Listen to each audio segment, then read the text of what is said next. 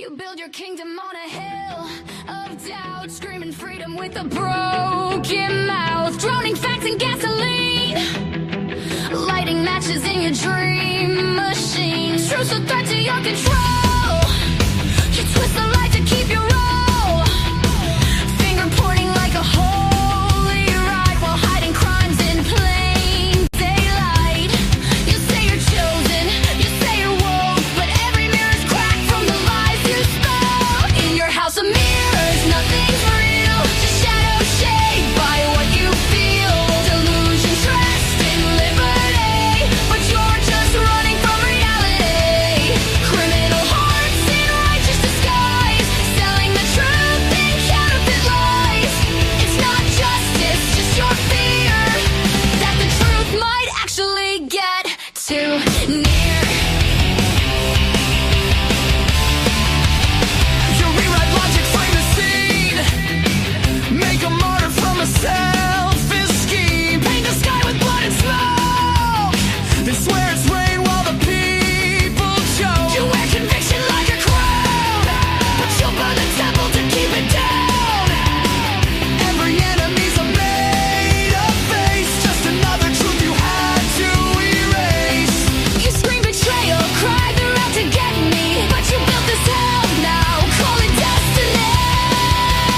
In your house of mirrors, nothing's real, just shadows shaped by what you feel. Delusion dressed in liberty, but you're just running from reality. Criminal hearts and righteousness.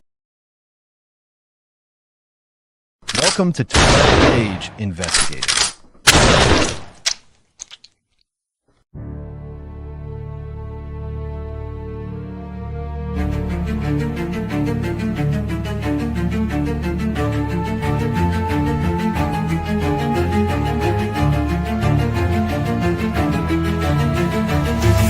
In the shadows where the truth hides deep, echoes of the lost and the secrets they keep. Cold cases burn in the back of your mind. We dig through the dark, one, two at a time.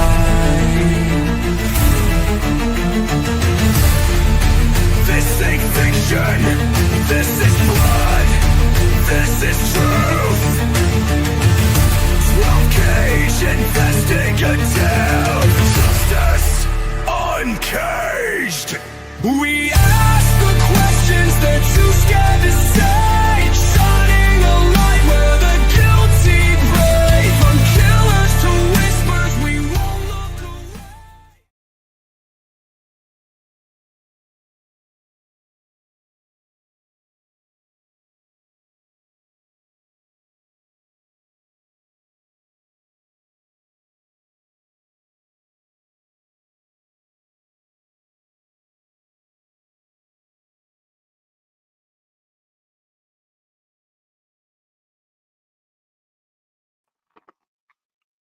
All right. How's everybody doing tonight? Hope you're doing well. I got on here to share with you guys something that I saw earlier and I thought was quite interesting. It was a behavior analyst, and he was going over Brian's mannerisms. He's discussing his nonverbals. He's discussing all this stuff, and I thought I'd get on here and I'd share it with you guys and see if you might enjoy it like I did. Like I said earlier, I guess it was last night or the night before, I'm breaking down the physiological, the psychological, and the areas in which most people don't really go this far into. They stick to the basics. They stick to the basics because either they don't know, they don't understand, or hold on a second, let me turn this down, or they don't care to deep dive into the reality of what this whole case was about. Because I'm going to start using the past tense wording, because to use the present tense kind of state that the case is still ongoing, and it's not. You know, I had one of my subs, Ahmad, discussing that he was going after an appeal because he saw it on a well-known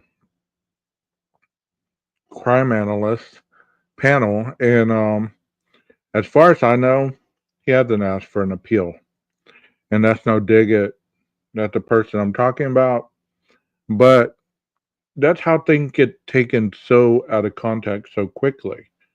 Is you hear something, you don't really understand it, you don't listen correctly, you hear with bias, and instantly you're off and running, and you're telling stuff that really isn't that um, either knowledgeable or it's not true. So when so many people hear different things like that, they're off and running, and before long, you have a whole community spewing out the false narrative. That, oh, Brian's getting an appeal. Brian's getting an appeal. No, Brian's not getting an appeal. If you heard anything that we discussed a while back, you would have known that he has to ask for the appeal before it happens. And it's not just going to happen the next day. It's not just going to happen the next week. It's not going to happen that quickly. So he's still going to be sitting in prison. Just because you ask does not mean that instantly it's going to be approved and you're going to go get an appeal. It doesn't happen that fast. People are under the illusion that if this individual does ask for an appeal, that he'll be freed almost immediately after the appeal is done. There has to be relevance of what this appeal stands for and the directive in which it's being asked for. You're appealing this because of what? It has to almost be negligence on the side of the attorney. And he can't just say that. He has to show receipts. He has to show instances where she did not defend him 100%, or she was not fighting for him as she should have on a defense side, which you and I both know that she went above and beyond when it came to defending this individual. And she can show, many multitudes of areas where she did try to go above and beyond to take the death penalty off the table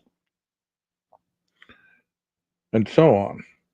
But you also have to understand, if you go and you take this plea bargain, you rescind this plea bargain, you're asking for everything to be reset, from jump, stating that, okay, we're going back to pretty much day one, and we're gonna put the death penalty back on the table. We're gonna put it back on the table because you took the deal and then you rescinded it. Now we're gonna put it back on the table.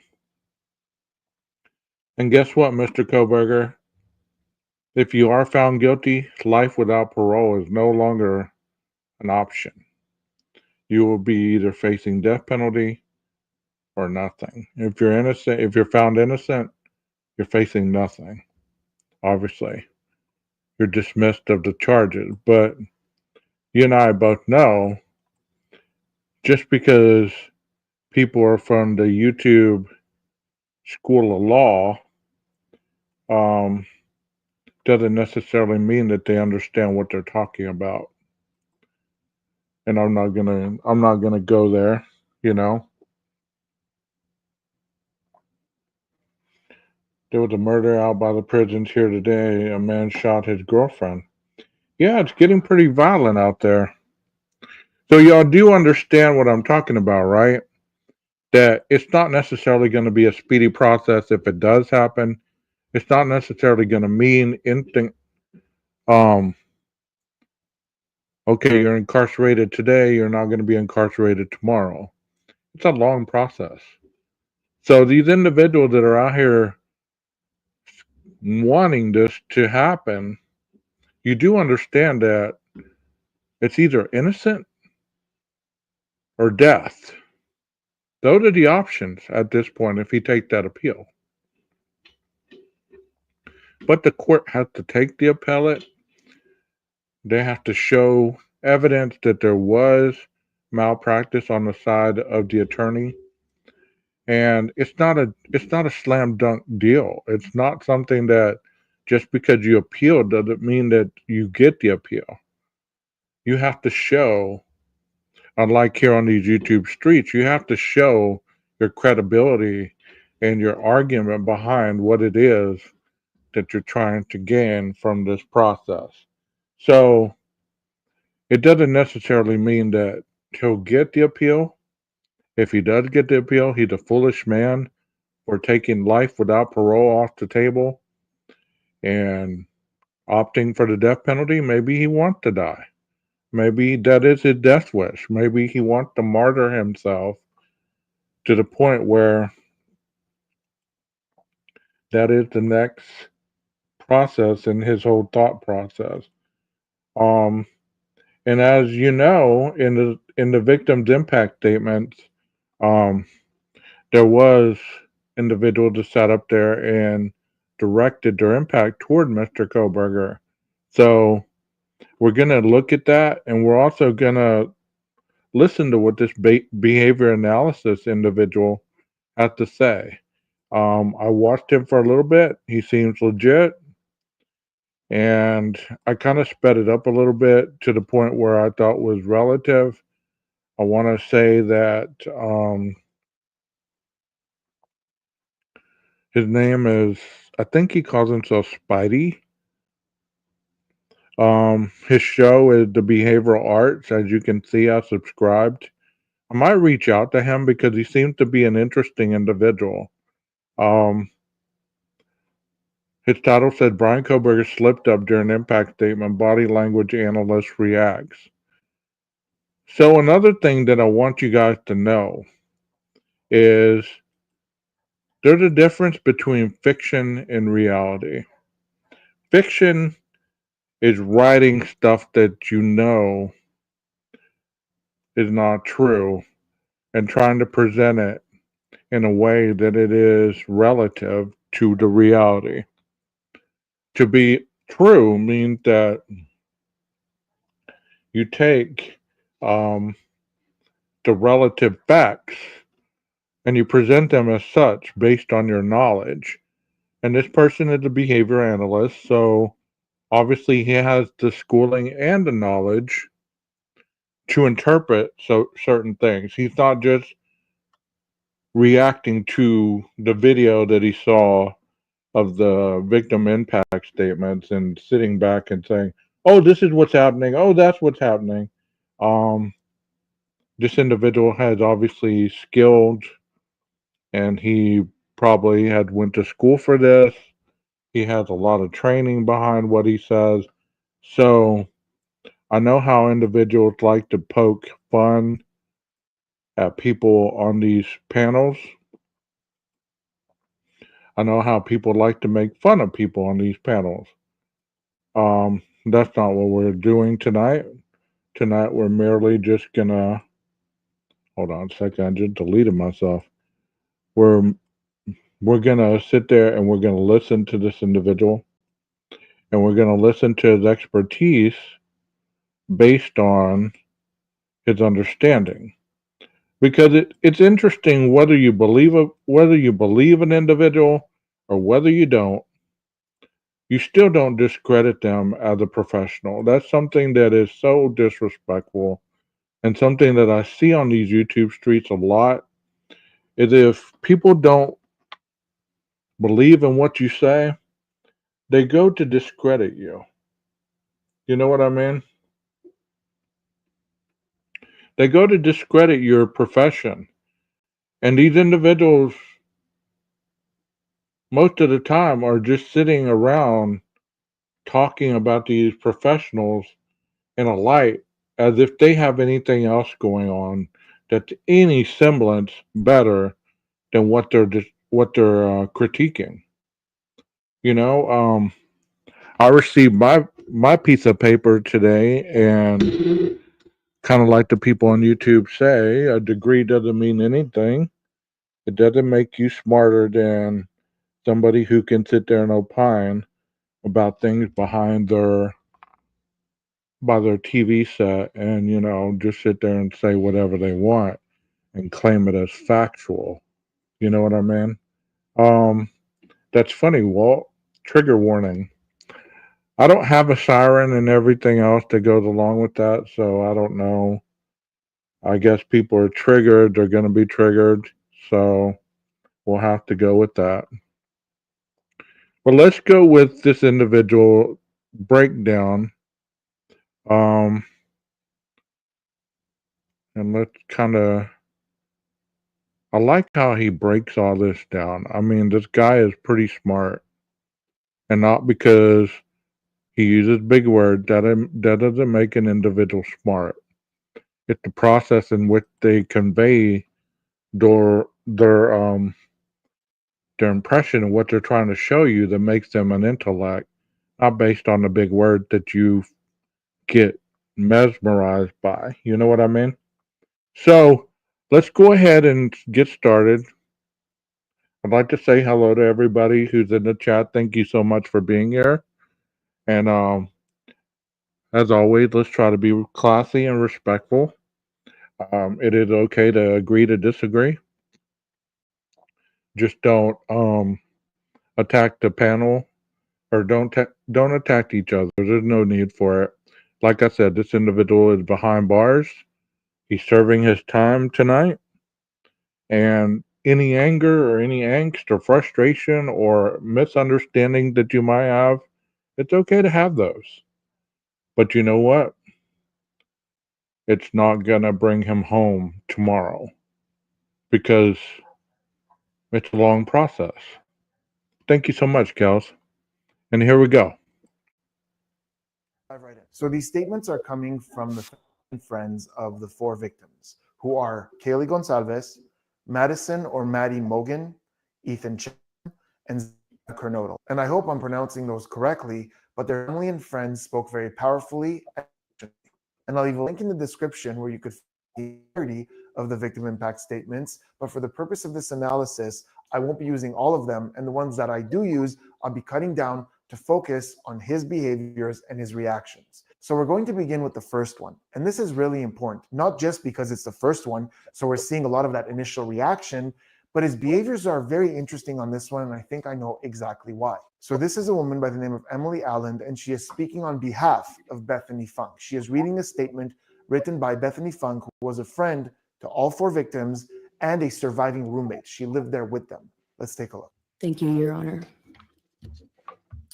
I'll be speaking on behalf of Bethany, and so, yeah, here it reads. My name is Bethany Funk, and I was roommates with Maddie, Kaylee, Xana, and Ethan. I not only lost some of my best friends, but I also lost a sister. Never in a million years would I have thought that something like this would have happened to my closest friends. When I first woke up that morning, I had no idea what happened. I woke up around 7 with a terrible toothache, so I called my dad, who is a dentist. Hey, I've heard people discussing that part right there. What's so nefarious about waking up with a toothache and calling your father? Because we saw that in the paperwork. We've seen this, we've known about it. We didn't know what she called her father for. And people should be thankful that now you know. Now you know what she called for. Now you know what that phone call was about. But instead of being happy with understanding what the phone call was about, you have to make fun of it that she had a toothache. Or you repeat these things in chats that, you know, that's not what it was. She didn't have no toothache. She made that up, blah, blah, blah. It doesn't matter if you ever believe anything, but think of this point because it's like it goes along with the age old adage of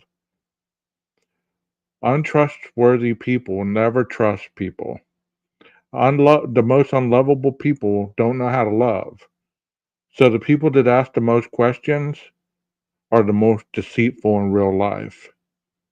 Because there's nothing wrong with asking questions. I'm not saying that at all. I'm saying that whenever you question logic so much that you never get to a conclusion and it's just a circle round and round and round, then you have a deceitful mindset.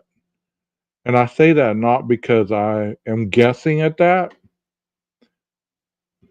You wouldn't understand it. Those of you that have not really dove into the mental aspect of people's behaviors, thoughts, and personalities. If you have, you do understand what I'm talking about. Um, I have never witnessed anyone with such nothingness. You know what I'm saying? Like if you don't trust people, then you're not a trusting person because you're able to dispel and trust in others as you trust yourself. They say the most unlovable people don't know how to love. And that's true because they're always on guard. They're always trying to create an obstacle between their heart and reality. So when you get on these YouTube streets and you hear people questioning and saying it doesn't make sense and saying that it's suspicious and saying that there's no way that this could have happened or that could have happened, think about the reason behind that. Is it really that they believe that, or is it a bias, or is it that they're just trying to spread the alternative in their reality? Let's listen to more. And he asked what I should do. He told me to take Advil, so I did, and I went back to sleep. I was getting flooded with death threats and hateful messages from people who did not know me at all or know the dynamic of our friendship. Social media made it so much worse, and strangers made up stories to entertain themselves. Ethan was the sweetest, most genuine guy. He was always smiling and always making other people smile too. Ethan was the kind of person you wanted around. He was so kind and easy to talk to, and just so fun. And the way he cared for Xana was truly something to admire. It was not only obvious to me, but everyone that was around Ethan and Xana that they were absolute soulmates. Maddie was not only one of my best friends, but she was the older sister I would have always wanted. Okay, so quite a few interesting things happening on this one. And it's very important to keep in mind when it comes to Brian Koberger that there's an official diagnosis of ASD on the table. And we're going to talk a lot about that in today's video and the repercussions that it might have on the behavior. But the other thing to keep in mind, on the other hand, is that this diagnosis was presented by his legal team in order to take the death penalty off the table. So it's possible that his legal team found an expert who's leaning a lot more towards the autism spectrum disorder diagnosis, rather than considering some other things which wouldn't be as favorable for their case. But right now I want to focus on the behaviors that we're seeing in this first testimony that's giving me quite a little bit of information as to what's going on through his mind. But before we do, a quick word from this week's sponsors. As you guys know, I don't do a lot of sponsored ads. That's because for me to talk to you about a product or service, I personally really have to believe in it. Otherwise, what's the point? But I'm really excited to talk to you guys about this week's sponsor, Grounds Talking. You see this kind of thing. Typically, it's agreement. Someone says something and the person agrees like this. But with him, it happens. Okay, so he's talking about the head movement right here. He's talking about it's unconscious movement that when somebody's speaking and they're moving their head like this, it's unconscious. Most people don't even realize they're doing it. Like if I ever say something on here and you agree with it, you're probably sitting at home or wherever you're at and you're like, yeah, he's right. or if you're talking with somebody and they're spitting the truth, and you're like, yeah, yeah, it's unconscious. You can't control it. So that's what he's talking about. Let's listen some more of what he had to say. In a lot of normal situations, when someone's talking, you see this kind of thing. Typically, it's agreement. Someone says something, and the person agrees like this. But with him, it happens a lot during pauses. And there are a couple of good examples of that. Thank you, Your Honor. I'll be speaking on behalf of Bethany, and so, yeah, here it reads. Never in a million years would I have thought that something like this would have happened to my closest friends. So it's happening when we're waiting for something to start, like we saw it there when the speech was about to begin. He's starting like this, or when the And that's interesting because I didn't look at him that closely that day when all this was going on. I was listening to the impact statements. I've never really paid attention as this individual is is describing this, because as you're seeing it right now, he is doing his head like this, like, okay, let's get this started. Let's listen to see what you got to say. person is speaking and takes a little bit of a pause. And in this context, it is something we see very often. It's when we want something to move along. And see, even as I just thought of it, my hand did this and my head did this, because it's quite common. And for him, it's very consistent throughout. One of the best bits of body language from this entire thing that's going to give us a lot of information about this person happened right during this statement. And it's when the speaker misspoke. So I don't know if it's because Emily misread or because Bethany miswrote something. Obviously, she was very emotional, so it's possible. But while she was reading it, Emily said that Bethany, speaking as Bethany, woke up and had a toothache and called her father, who was a dentist. And then she says, and he asked what I should do, when clearly This is awesome when you catch this, and that tells you that he's good at what he does. When he catches this, he sees and understands what Brian facial cues and nonverbals are saying, because everything's nonverbal. And you're taught in a lot of trainings how to read nonverbals. You're taught how eye movement, head movement, sitting up straight, slouching, all this stuff. It doesn't necessarily always mean what you feel that it means, but most of the time it's spot on. That's why these profilers are so damn good.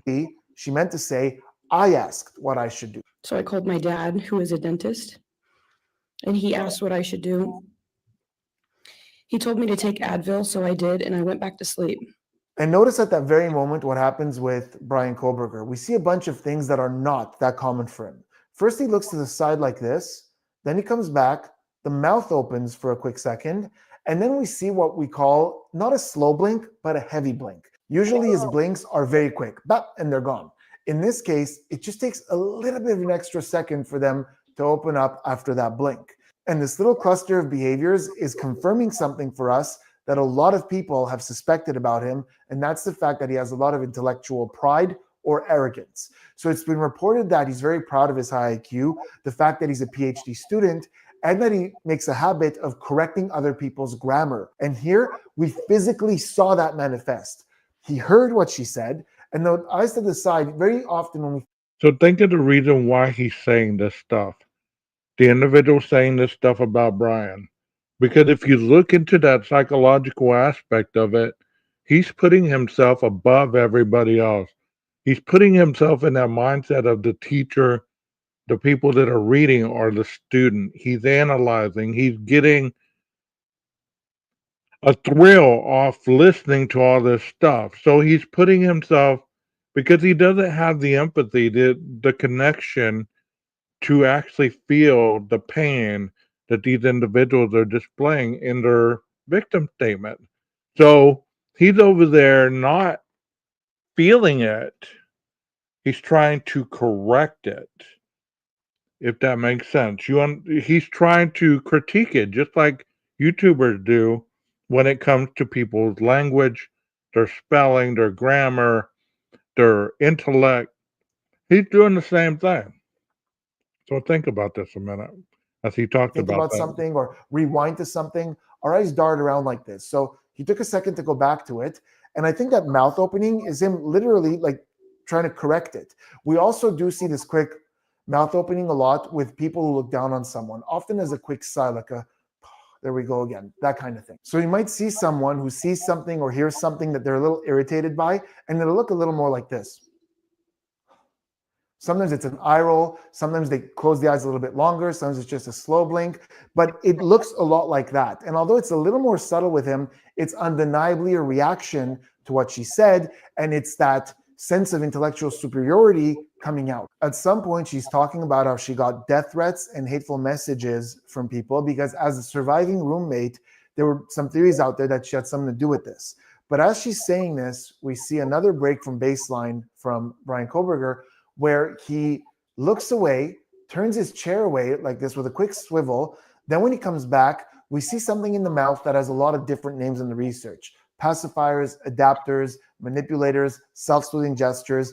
And you'll notice how his lips kind of bunch up, but the reason that's happening is because his tongue is pushing against the bottom of this mouth like this. You even see the movement of the tongue through the cheek. So we're getting this moment of discomfort for some reason because he's turning away from it, not just with his eyes, but with his whole body like this, which is something. That's awesome to understand that, because think about when you're talking with somebody and they're disagreeing with what you're saying, but instead of cutting you off, they're just waiting. And unconsciously, they're doing all these things.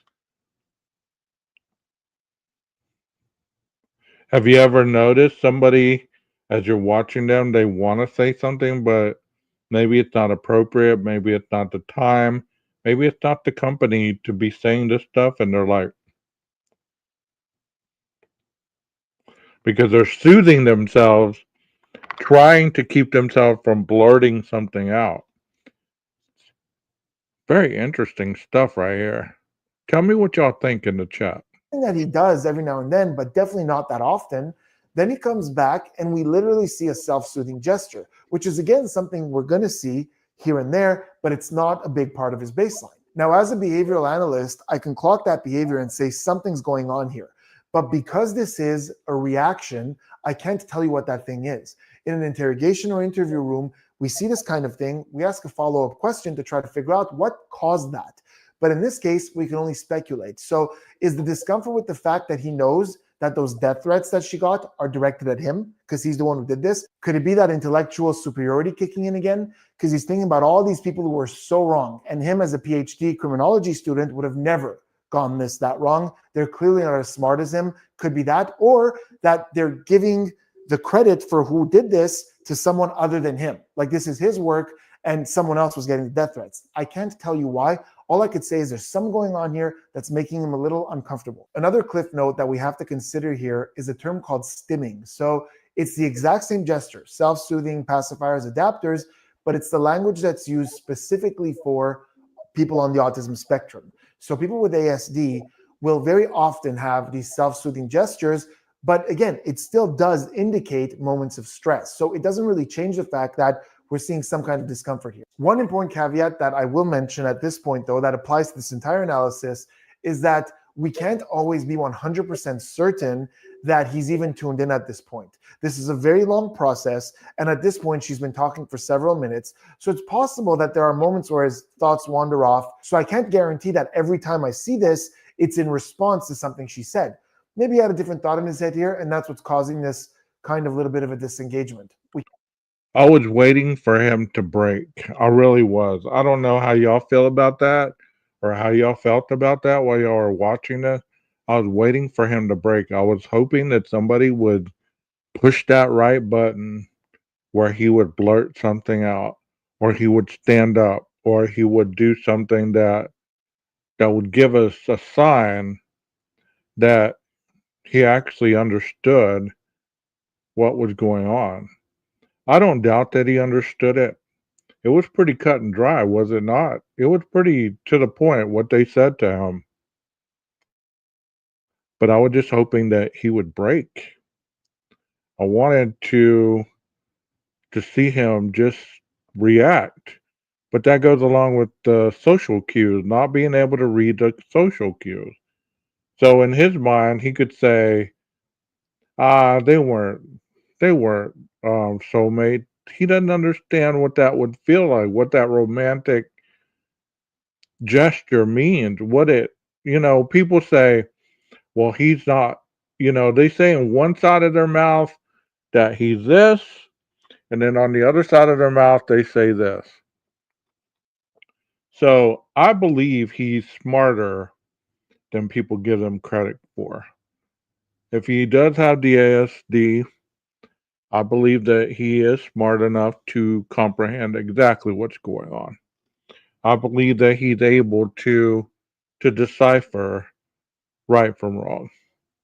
I don't believe that he's that low functioning. I believe that he's a high functioning individual. But at the same time, I believe also that he was probably feeling some stuff that he didn't want to hear. Can't be sure. Something really interesting happens when she starts talking about Ethan, one of the 4 victims, the only male one. First, we see some stuff with the lips. There's a little bit of a compression like this, a little bit of a pacifying gesture there. So some kind of withheld opinion or stress around that. But then we see like this very quick chair swivel. And when she talks about how Xana and Ethan were soulmates, we see a whole bunch of stuff. It was not only obvious to me, but everyone that was around Ethan and Xana that they were absolute soulmates. Maddie was not only one of my best friends, but she was the older sister I would have always wanted. He looks to his left, more or less where the judge is. Then his eyes open up as he looks again to the left with this kind of throwaway gesture with the head. So it's kind of like this and then like this. And that looks a lot like something that you would see when someone's thinking, oh, please, like very consistent, like, oh, please, like throwing it away. So that's likely what he's thinking. She's talking about soulmates in college and he's like, oh, please, come on, soulmates, schmomates. This is someone who probably has a hard time with forming connections in life, probably romantic ones. He's probably struggled with that. So I think he's just having a very hard time with this whole concept of this happy couple. All right, now we're going to look at some other statements who pulled something different out of him behaviorally and a gesture that I am very familiar with. But before we do me a huge favor, hit that subscribe button, turn those notifications on for more behavioral analysis and practical psychology content. Dylan, just take your time, all right?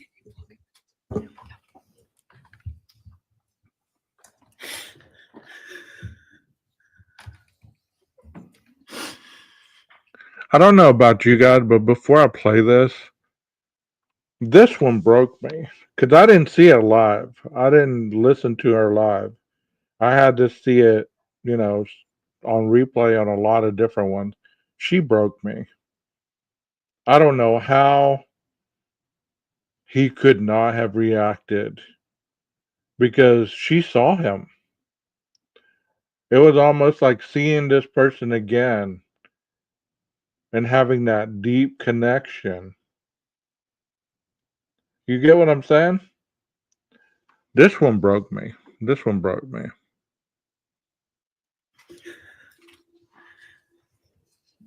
What happened that night changed everything. Because of him, 4 beautiful, genuine, compassionate people were taken from this world. Sometimes I drop to the floor with my heart racing, convinced something is very wrong. It's far beyond anxiety. It's my body reliving everything over and over again.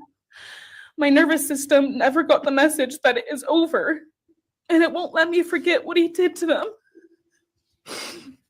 People call me strong. They say I'm a survivor, but they don't see what my new reality looks like.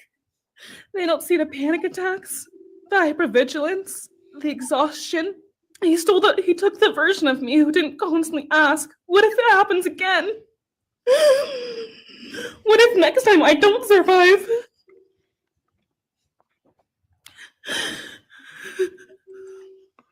Did you see what he did with his head right there? Spuddy's going to talk about it. He may have shattered parts of me, but I'm still putting myself back together. Piece by piece, I'm learning how to live in this new version of life. It is not easy. It hurts, but I'm still trying. And I'm not trying just for me. I'm trying for them, my friends. He will never erase the love we shared, the laughs we had, or the way they made me feel seen and whole. Those things are mine. They are sacred, and he will never touch them. So the speaker here is Dylan Mortensen, and she was a surviving roommate. So she was actually there that night. So whether it was luck or circumstance, she survived that night. And we could see all the emotions pouring out. And from the very start, she comes, she sits down, and she puts her hand up like this, and she says something that sounds a lot like, "I can't even look at it," more or less along those lines. Time, all right? And you'll notice that the prosecutor to her left, the gentleman with the white beard, leans in quite a bit to kind of try to block him from her line of sight. So I think that's what's going on there. But as she's very emotional and trying to get through it to start speaking, we are seeing a lot from Brian when she's talking about the emotional aftermath of her current life. I mean, not only did it show strength on her part to come to the hearing before this one, but to actually speak, to give a victim impact statement, that showed a lot of strength. And you know, there's individuals who aren't Dylan supporters. I get that. And I personally don't have issue with these people because I don't know them. But I have issues with their remarks and their understanding of the situation. Because if unless you've ever been 19 years old in a situation that she had to deal with as a female, how could you opine on anything that she had to say as far as her tears are concerned? How can you ever just discount that this person is still going through trauma? She's having, as she stated, those situations in her life. But I know a lot of people say they were fake tears. That wasn't really her crying at the beginning of the 911 call. Um, she had a big part of it. All that stuff that's been said about her, all the garbage that's been pushed in that narrative. You know, it's terrible because some of these people have to understand, especially if they have any kind of daughters, granddaughters, nieces, sisters, anything like that. If that ever happened to them, that should tell you, like I said, they either are faking it on here on YouTube and they have no cognitive dissonance when it comes to their psyche, or they don't care. So that lack of empathy should tell you that's why they rally around this person, because they don't have empathy on anything in their lives, but they feel that they have the authority to opine on other people that don't even know. But the moment that people attack them or even say anything against them, then all of a sudden you hear how much of a nice guy they are. And they only have to be this mean guy when people are attacking them. Well, think about Brian. Think about how he viewed himself. I'm sure he viewed himself as superior to everybody else. So whenever somebody would quote unquote bully him, all he did was stash that away to use as ammunition later on against people that couldn't even defend themselves in a home where they were sleeping, where they should have been safe. But that's neither here nor there. Think about how Dylan is feeling at the moment and how she'll deal with this emotional trauma for the rest of her life. So I have no objectivity. I mean, that's not the right word. I have no objection to her getting the GoFundMe. I don't. I don't. You know, if they do, anybody has a issue with that, they don't have to donate. But just like everything else, just because you can say it doesn't always mean it's appreciated. And most of the time, it's just for shock value. People say stuff just so somebody will be like, oh my God, I can't believe he said that. Yeah, I believe it because, these personas that people make on these platforms, it gives them an escape. It gives them an out because many times people can say, well, I'm really a nice person in real life. They just push me to that limit. No, that's not taking accountability. That's minimizing your behavior and your part in it. So when people do that, it's kind of like Koberger does. He's minimizing his his actions based on his body language. I'm sorry to be so long-winded tonight. Life. She talks about how her chest is caving in, so she just collapses to the floor. As he's listening to that, we literally see him perk up for a moment. So he's listening, and it's not just that he readjusts in his chair, because he does. His arm moves a little bit, but if you look at his neck, there's this upwards perking up gesture. And that's not baseline. And it's at this moment where she's falling apart over the repercussions of what he did. This happens again seconds later when she's talking about, what if this happens again? What if I don't survive? So she's talking about the thoughts that this caused her to have in her head. And again, we see his head perk up like this time with that chin just a little bit subtly poking upwards like this, which is part of the universal expression of pride. Everywhere in the world, when we feel pride, we perk up and the chin goes up a little bit like this. It's to expose the vital organs like we have nothing to fear. The other thing to notice here is that he's much more still, focused, and dialed in throughout, which is different from the first testimony where we're seeing a lot more of those head bobbles, head shakes, that chair was swiveling a little. And I think there's an element in that first one where he wasn't seeing the direct repercussion of his actions because that was a spokesperson. So he was kind of antsy to move on to see the direct effect of what he'd done. Listen, what I'm going to say is going to sound sadistic, but it's the best way I could put it. There's a vibe to this second testimony that reminds me a lot of an artist looking at their work. He's taking it all in. He's registering. There are stretches where that blink rate is lower. He's very focused and dialed in. And we're seeing here this perking up. There's a lot here that to me seems like this is getting his interest quite a bit. And I know this is such a horrible way to explain something, but let's take a moment to consider that this is a man who pled guilty for not just the taking of 4 lives, but it was done in such a brutal way that one of them was impossible to recognize. Like it was a And that's another thing that I wanted to talk about because I haven't really talked about this case like he's talking about it tonight.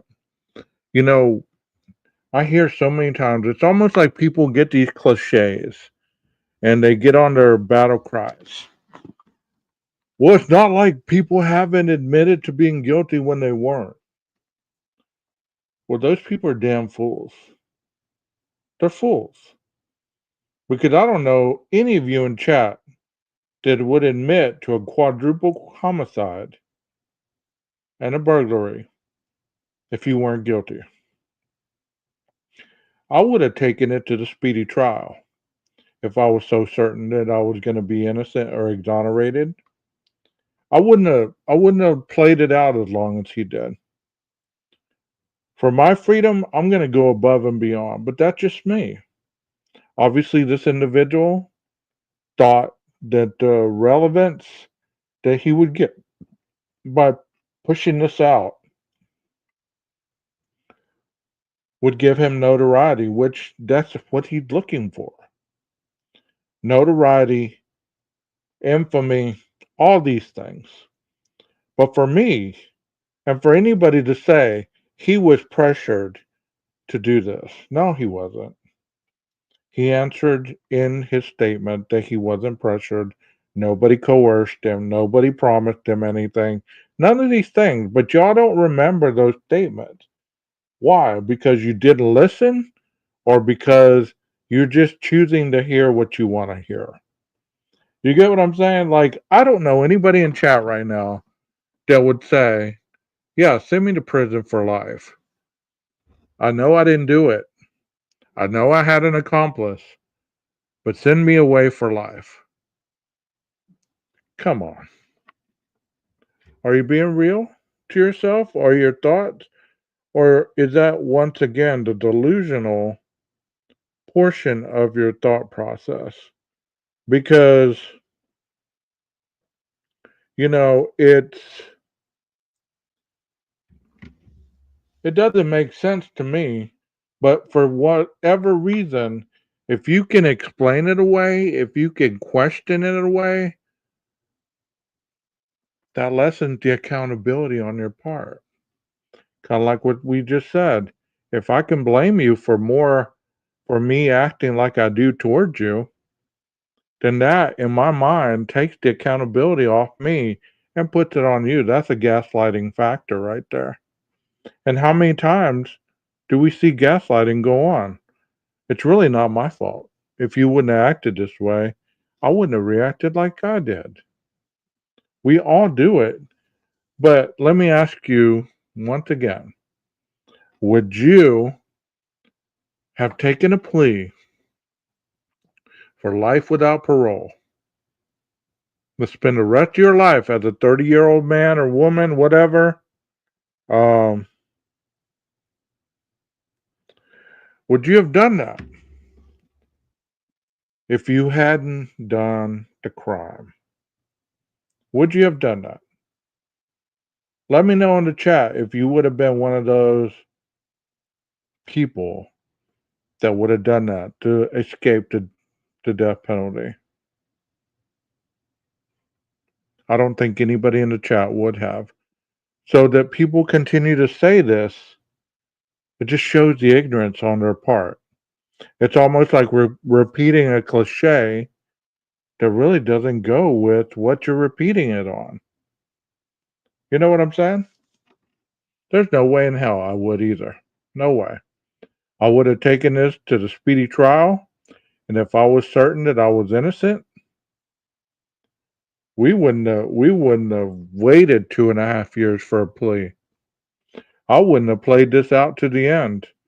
But that's part of his game. That's part of his internal gratification. Thank you for your participation tonight, chat. Lot. And most of us, the vast majority, will never even come close to understanding how this kind of a brain works. So I know a lot of what I'm going to say here is pretty harsh, but we're looking at someone with a brain that is very far from the norm. Now, this is a perfect point where I want to take a second to talk about the autism diagnosis, because there are a lot of people out there who might have someone who's on the autism spectrum in their office or in their community, and they're not really sure what that is. They see this case and they go, oh my God, this is what autism is? It could be a person like this. And I think it's quite a big misrepresentation to look at this and go, this is what ASD typically looks like, because it's really not. Now, nobody could diagnose through a screen, and the professional who examined him said that he has autism spectrum disorder. But I just want to talk about the differences between that and another word that's been thrown around a lot when it comes to Brian Koberger, which is psychopath. And I just want to talk about the distinctions, because there are a lot of things that might seem the same, but they're actually quite different. So a lot of people talk about a lack of empathy when it comes to both neurodivergent people on the autism spectrum and psychopaths. And although I could see how it manifests that way in both cases, there's a very important distinction. And to understand it, we have to understand what empathy actually is. So empathy is 3 stages that come together. The first is cognitive empathy. This is our ability to recognize someone else's emotional state, and very often has to do with reading nonverbal cues. The second one is emotional empathy, and that's what most people think of when they hear the word empathy. It's our ability to connect with that feeling or that emotion and feel it ourselves. And finally, the third one is empathic action. This is our willingness to help or support someone once we have correctly identified and felt what they're feeling. So people with ASD, you might be surprised to find out, don't typically have an issue with the second or third part of empathy. In fact, they often feel even more than neurotypical people and are willing to go to great lengths to help or remedy the situation. They typically have an issue with that first step, the cognitive empathy, in picking up the subtle nonverbal cues that allows them to know that they're... Because remember early on in the case how we heard that he helped somebody in the school by getting the defibrillator. And even the statement, in the sickening way that he used it, it's okay. I'm here to help you. So you can't tell me that he does not have that connection. You can make him as vulnerable as you want, but it still doesn't mean that he wasn't culpable of doing this crime, and he fessed up to it. In the story, there's nothing more to talk about.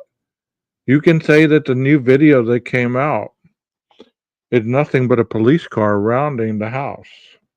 I'm going to show you something tonight after we finish this that's going to give you an understanding of the circling of the house in another case that the FBI caught on camera.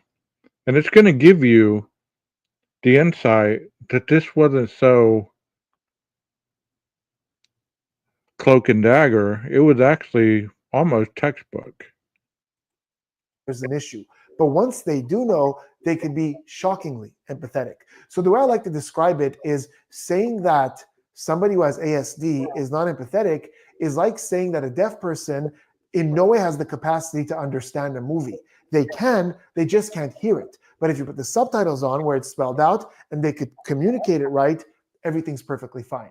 And when it comes to people on the autism spectrum, it might be our fault as much as theirs because we don't communicate our emotions in a way that they can understand it. But it's a communication issue, not an empathy issue. With psychopaths, however, it's typically the complete opposite. They're actually very good at step one. They see the nonverbal cues and they're very good at quickly reading people and knowing what that person is likely thinking or feeling. But then they have a really hard time with step 2 and 3. They could see it, but they rarely connect with it and are rarely willing to do something to remedy it unless it somehow benefits them. This is why we typically call the type of empathy that psychopaths have cold empathy, because they see it, they understand it, they recognize it, they know how to communicate with it, but they don't quite feel it the same way that the rest of us do. So as a result, it's not surprising that there isn't really a high correlation between ASD and violent crimes. In fact, a lot of research has shown that someone who's on the autism spectrum is more likely to be the victim than the perpetrator of a violent crime. However, there is absolutely a high correlation between being a psychopath and the committing of violent crimes. Now back to Brian Kohlberger. So I could see why somebody would examine him and call out ASD, because there's a bit of that social disconnect. There are moments here where he's not quite reacting the way we would expect him to. So that kind of lines up with that.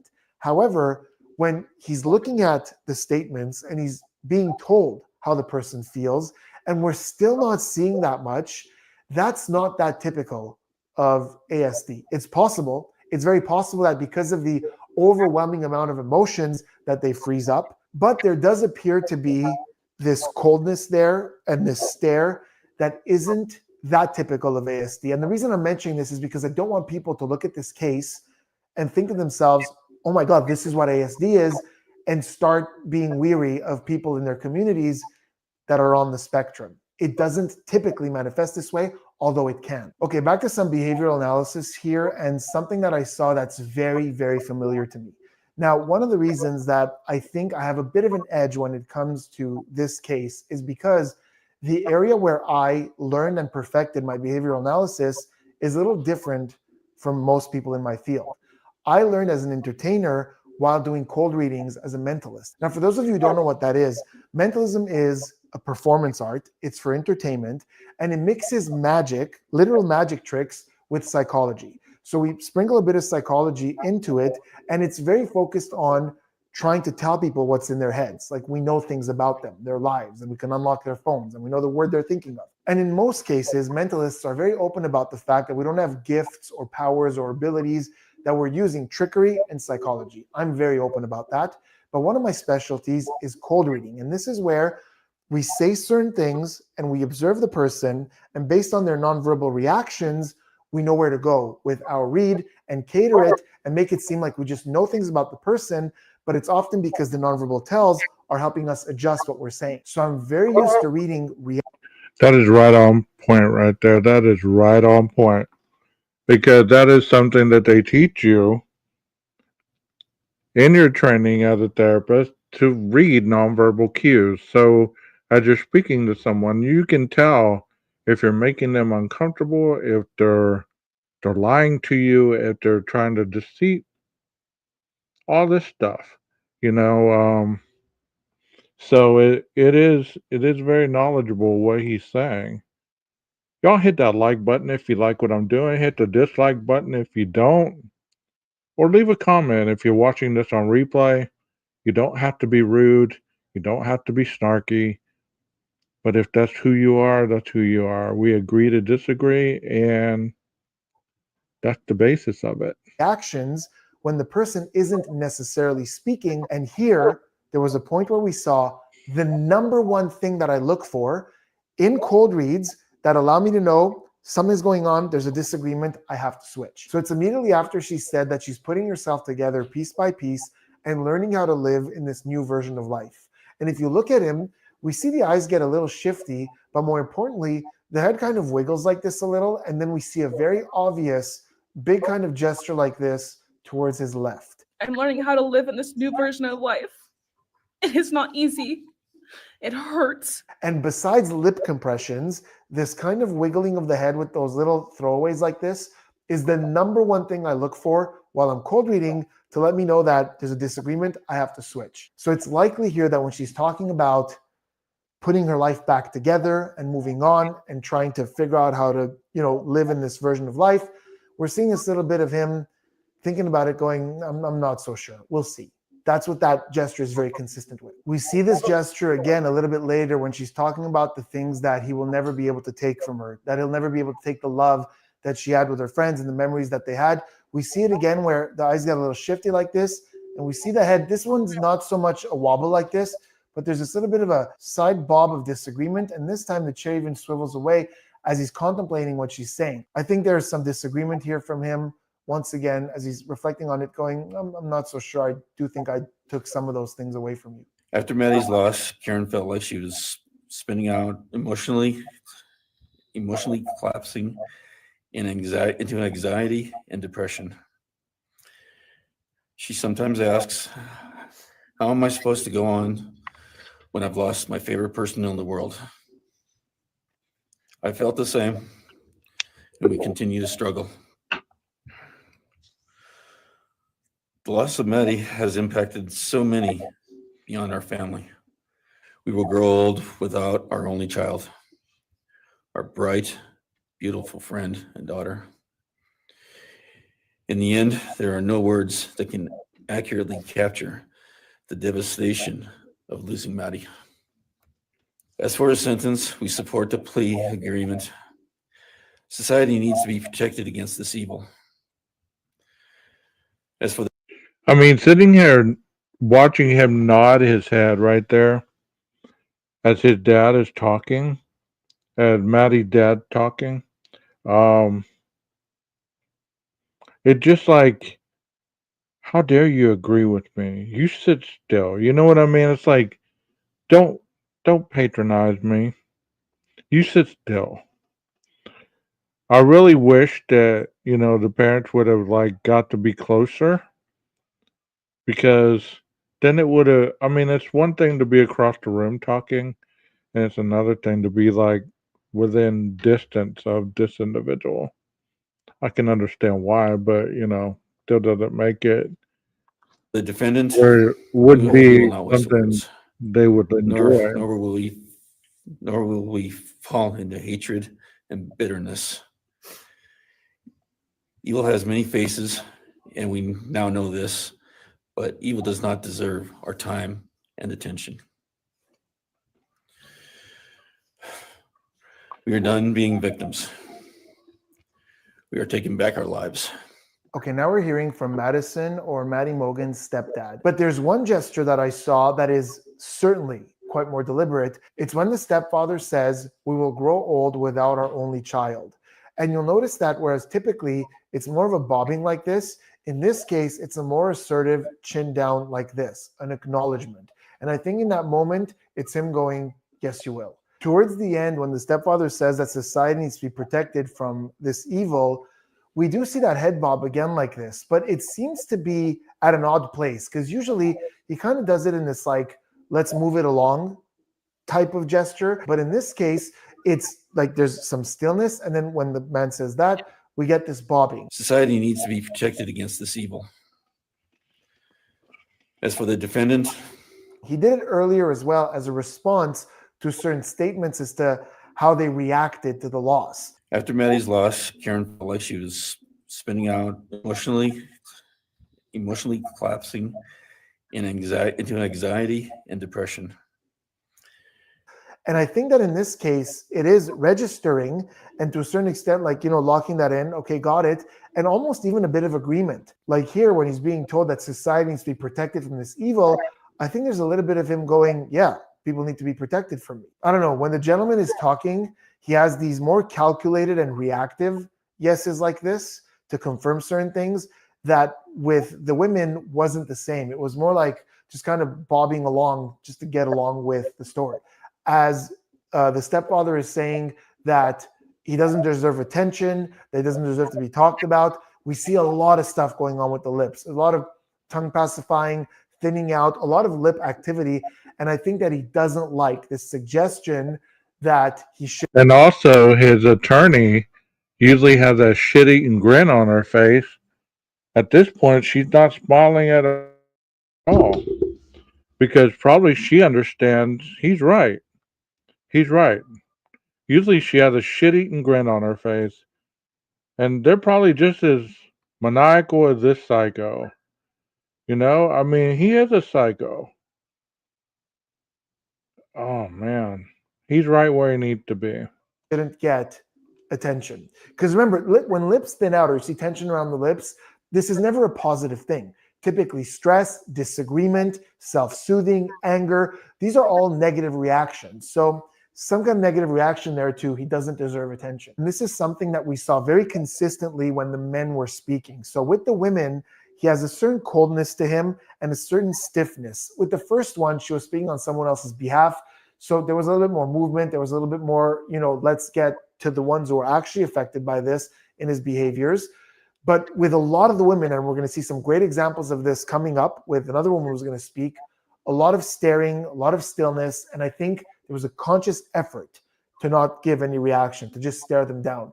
But with the men, we saw a lot of shiftiness, a lot of those adapters, that self-soothing with the mouth. We saw it with Maddie's stepfather a little, but we also saw it a lot with Maddie's biological father, where he was, up until that point, the most shifty that we've ever seen. And we saw quite a few of those self-soothing gestures as well. This was also very apparent with Xana's father, who spoke later on after a bunch of women had spoken. He took the podium, and this is the part where we saw the most shiftiness. There was some grooming happening. We saw some moments where the chin went down. We even saw some turtling. This is where things close in a little bit like this when we're feeling defensive or like we need to protect ourselves. So when the women are speaking, there's a lot of stillness, a lot of that stare. With the men, a lot of shiftiness and a lot of signs of insecurity, and they have his attention a little bit more. And we're certainly going to see a lot more examples of that with the next speaker that we're looking at, which is Kaylee's father, Steve Gonsalves. And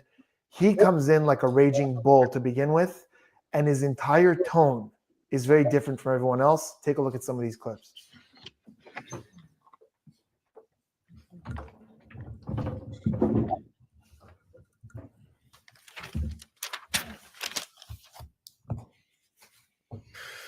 Today, we are here to finish what you started. Today, you've lost control. You tried to break our community apart. You tried to plant fear. You tried to divide us. You failed. Instead, your actions have united everyone in their disgust for you. I just learned from these lead investigators, to their shock, they worked in an investigation and actually worked with Pennsylvania police officers and the federal FBI. You united everyone. Everyone was united after you. None of us are perfect. We are united in our disgust and our love for these children. The world's watching because of the kids, not because of you. Nobody cares about you. You're not worth the time, the effort to be remembered. In time, you will be nothing but two initials forgotten to the wind. No visitors, nothing more than initials on an otherwise unmarked tombstone. From this moment, we've all started. Look, he's rocking in his chair like, I wish I could get up and do something to you. He looks like he's about to react. That's the first time he looked like that. The other time he looked like just trying to fit in, doing the TA stuff. Right there, he looks like, I wish I could just jump up and do something. Okay, so obviously Kaylee's father is a lot more confrontational. He walks up to the podium very deliberately and quickly. He turns the podium to face Brian, and his entire tone is a lot more angry. Whereas other people before were sad, grieving, missing, even soft at points. This is a verbal attack. And by the way, I think that the Gonçalves family spent a lot of time thinking about what is this guy about and how do we get him? Because they're going to say a lot of things that really do seem to push the right buttons. And they know that for someone who has this intellectual superiority that we have a lot of evidence that he does have, and we even saw in his behavior earlier, he knows that when he says you failed, that's a very important key word. And he says that, right? When he's talking about how he tried to instill fear in the community, how he tried to tear them apart, and he says, you failed, straight to him, we see Brian Koberger straighten up. And it's not this perking up from before, it's a straightening up. The chair moves forward. And we've seen him move that chair before, kind of swivel a little bit, but this is one of the rare times where we see that moving forward. And whenever we move forward in our chair, this is the mind getting ready for some kind of altercation. So anytime you're in a boardroom, you're in a meeting, in a conversation, someone's sitting comfortably, all of a sudden something is said and they kind of sit a little bit more forward. That's them trying to plant their feet down because in their mind, there might be a confrontation coming up. And that's what we're seeing here. He's forward, he's confrontational, something happened here, he's responding. Then he goes beyond that to say that not only did he fail, that he actually united people. And this again is very clever, to tell someone who has a lot of intellectual arrogance that not only did their plan fail, but the opposite happened. That's a very clever way to chip away at that. And we see there that the chair starts to wiggle a little bit like this, and his blink rate skyrockets. We start to see like blink, blink, blink, blink, blink. And I think that the father here is chipping away. He's hitting the right spots. Oh, and one more thing. At the end, again, we see a forward lunge with the chair, specifically after he talks about how he will be forgotten to the wind, no visitors, nothing. He will be no one. And again, this is a soft spot.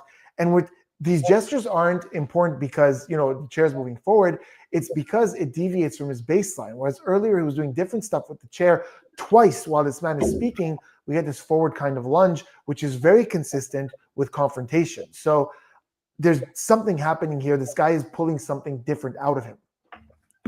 Hello, I'd like to start by thanking the court for allowing me the time and opportunity to speak today. My name is Olivia, and I'm the big sister of Kaylee Gonçalves, and I was blessed to love Madison Mogan as a sister too. I'm not here today to speak in grief. I'm here to speak in truth. Because the truth is, my sister Kaylee and her best friend Maddie were not yours to take. They are everything that you could never be. Loved, accepted, vibrant, accomplished, brave, and powerful. Throughout this entire process, I've written my feelings down at every moment, my wishes, my love, my denial, my anger. And as one final act of love, I'd planned to read these thoughts, even jarring and discombobulating and not even making sense. Because for me, that was true love. As bare and as naked as it could be, I will call you what you are. Sociopath, psychopath, murderer. I will ask the questions that reverberate violently in my own head, so loudly that I can't think straight most any day. Some of these might be familiar, so sit up straight when I talk to you.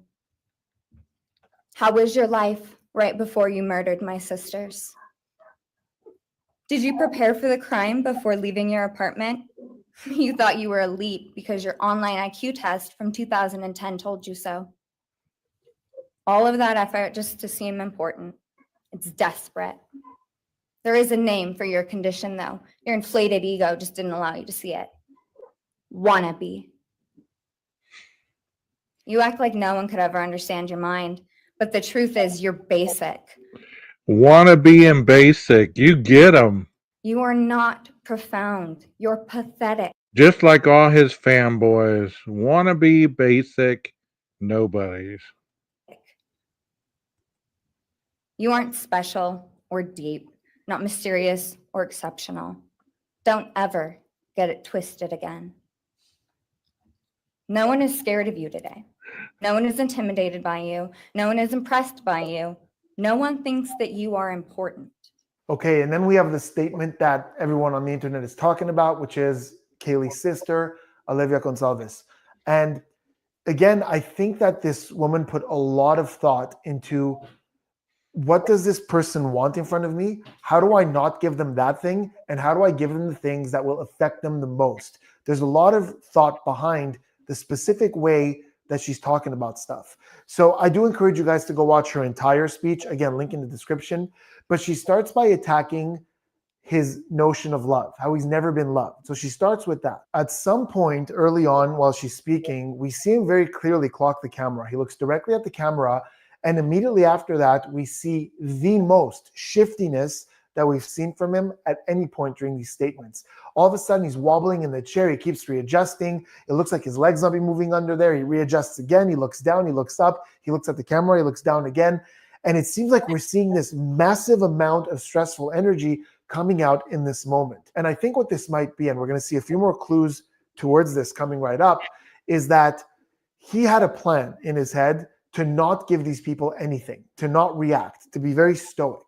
And I think at this point, because she's insulting him and demeaning him, he looks at the camera and realizes that even if he's stoic, these words that they're saying, the world out there is going to hear, and it's not a good look for him. And I think in this moment, it slips. And he just tries to desperately go back to that, I'm stoic, I'm listening, I'm unaffected.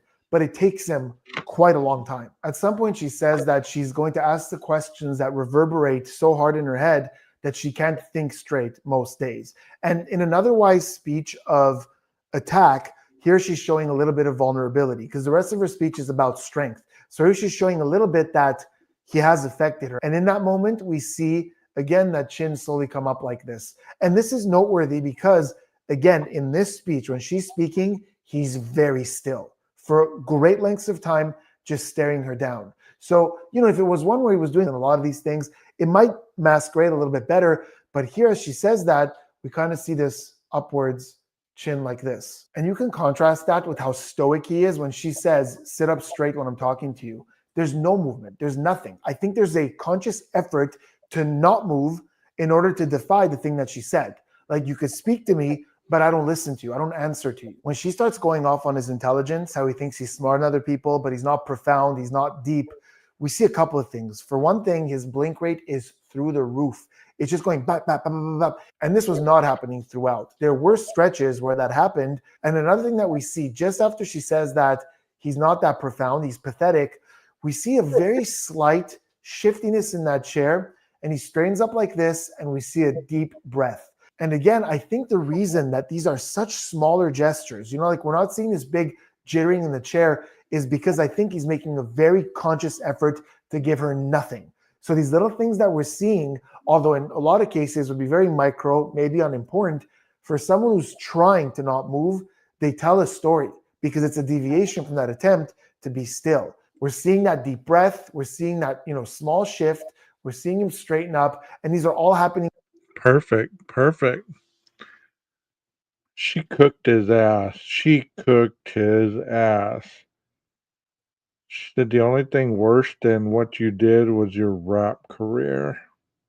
Around the same time, right when she's going after the thing that matters the most to him, his intelligence. So at the end of the day, what do I think we have here? We have someone that, as Olivia Gonçalves pointed out very effectively, really prides himself on his intellectual superiority. This is why he corrects other people. This is why he prides himself on his education and his IQ. It might even be a big contributor as to why the professional who examined him said that he has ASD, because people with ASD, especially at that level 1, where they're verbal, do score very high on IQ tests and are very good at logical reasoning and pattern recognition. As for him being non-reactive, let's take a second to talk about what's expected in a situation like this. So if you look at the rest of the courtroom, the lawyers, the gallery behind them, I wouldn't describe it as highly reactive, right? You see people who are sitting there a little bit to themselves. You could see them looking up sometimes, often looking down. You see droopiness on the face.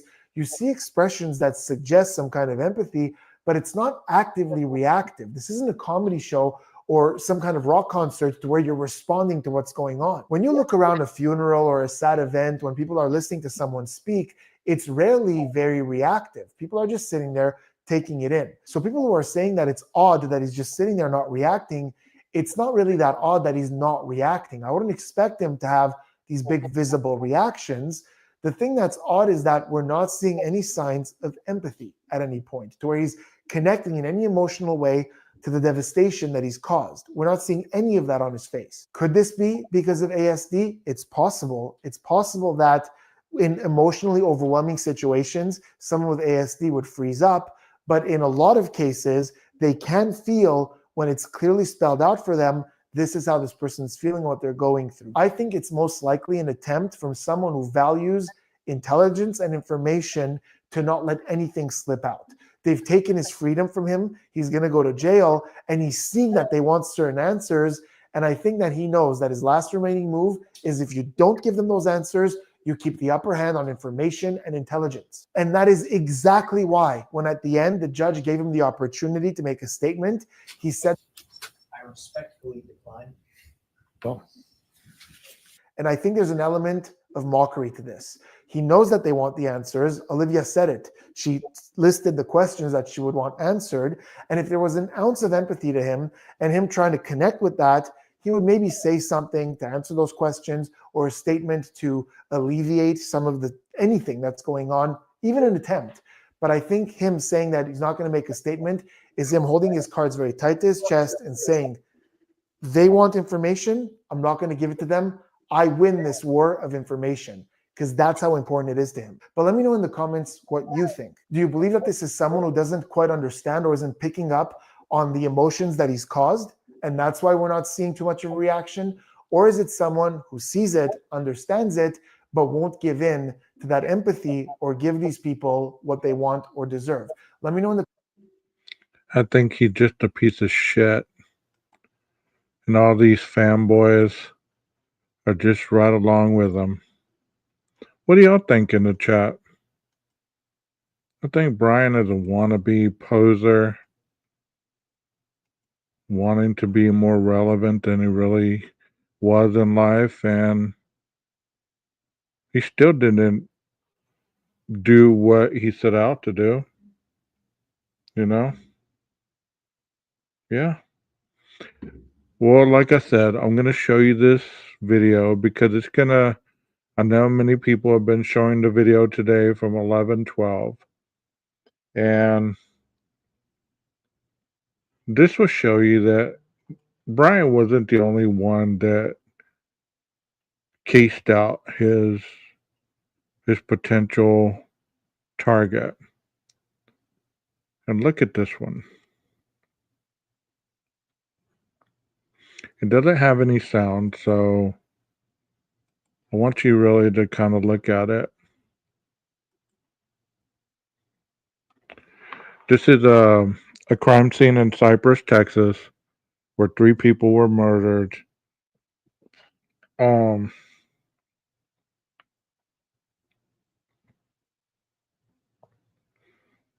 I just love how people see people walking in a video, or they hear a cricket, or they hear some kind of dove sound or whatever, and they're all up on trying to make exact knowledge of what that sound is. Did you hear what that guy said as he was walking by the camera? He said, "Hey, you see me?" See, that guy just turned around and made a U-turn and rolling by the neighborhood.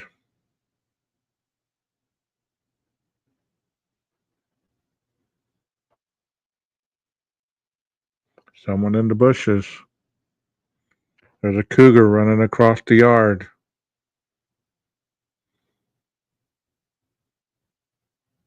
See, this guy, or these people in this car, they were looking.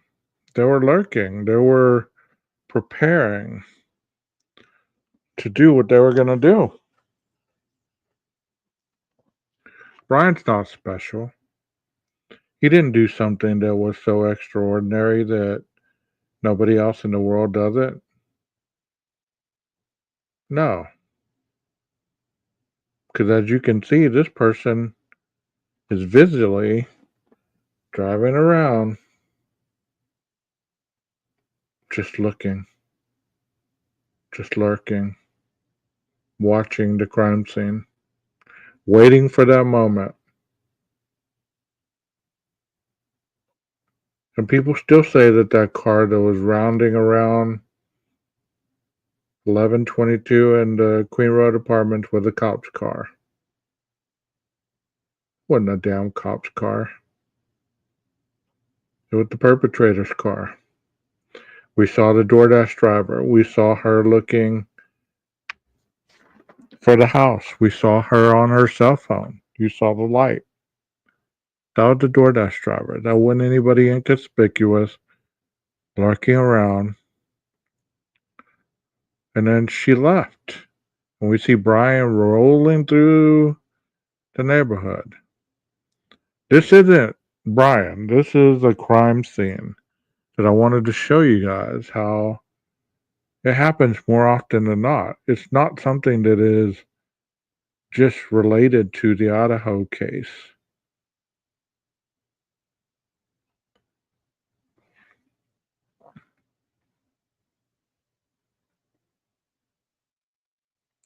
This person is rounding the neighborhood because you just don't know how many times people circle through your neighborhood unless you have cameras like this.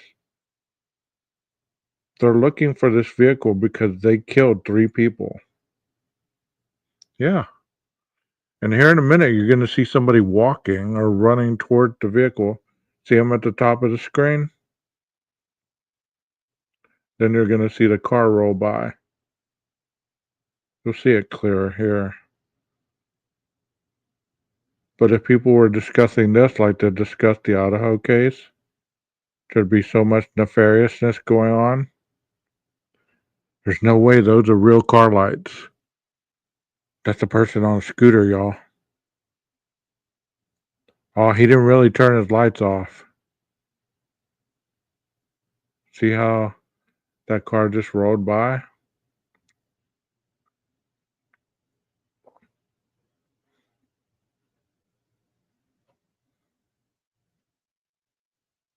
I don't really remember Texas, but I'll look once the video's over what the description says. But this was in Cypress, Texas, and it was a triple homicide.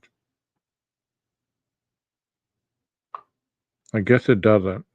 But if you have any information, call 1-800-CALL-FBI, 1-800-225, whatever the rest of the number was. It went too fast. But that gave you some kind of understanding of what I was talking about as far as the car circling through the neighborhood. Yeah, Big Brother's everywhere. You know, you just never go anywhere without being on camera. I got used to that when I was working in the prison because I've never been under camera surveillance in any of my jobs. And I started working in a prison, and boy, you were on camera every step of the way. Every step you took, they could pull up that camera and be like, yo, you remember when this happened? Like, damn, I do. I really enjoy being on camera. Not only does it protect me, it gives me the opportunity to pull up the camera anytime something is mentioned that it could be not in my favor. You know what I mean? Especially the cameras that capture sound and stuff like that. So what y'all think about both videos that I just showed you tonight? You know? That's why you left because of the cameras? I could see that, Texas. I mean, you know, you were there for a long time, so you got used to doing things without being micromanaged. I went in when things were changing, so you know, it wasn't anything new to me. It was new, but it wasn't. It just seemed to be, you know, what it always been. So, what do y'all think of the video that I showed tonight? And I finally finished up the Israel Key audiobook. That one's finished. The second one is Gary Bricado, Dr. Gary Bricado's book, The New Evil. I will be putting some more of that out in the near future. And then the other book is Matt Murphy's The Book of Murder. You know, yeah, you couldn't pee in their hooch anymore for sure.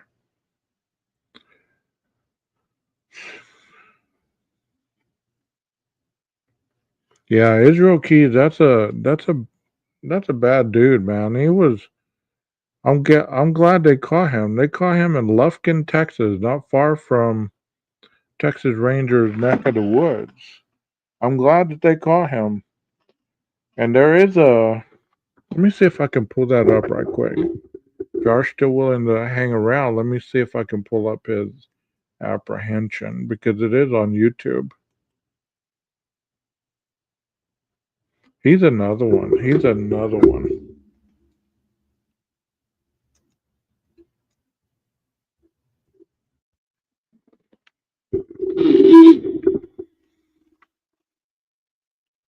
Yeah, let me see if I can get one without people commenting on it.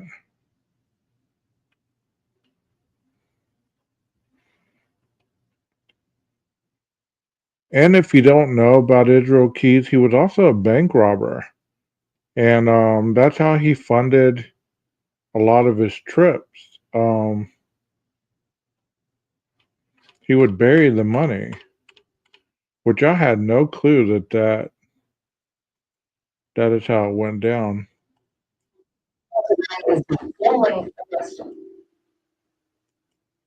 Okay, I found it. So I'm giving credit to Victoria Evans for your footage. I don't know where you got it, but I'm merely just showing it for artistic and education purposes only, and I'm showing it under fair use. Yeah, Israel was a bad dude, man. Not in a bad retrospect that he was anything special. He was just evil. He was just evil.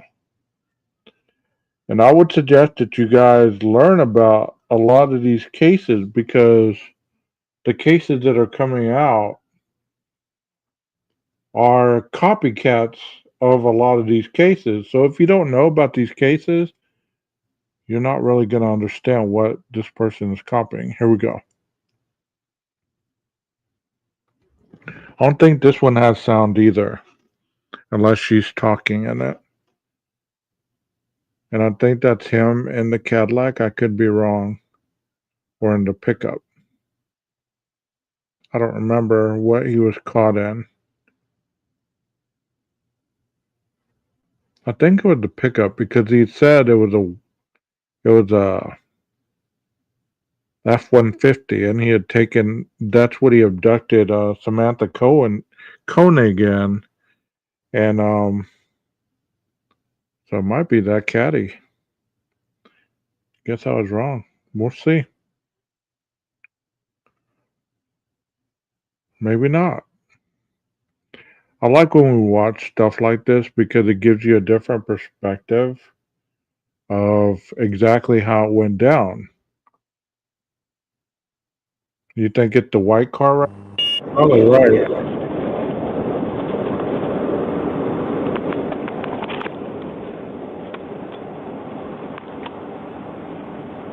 You're so right, Texas.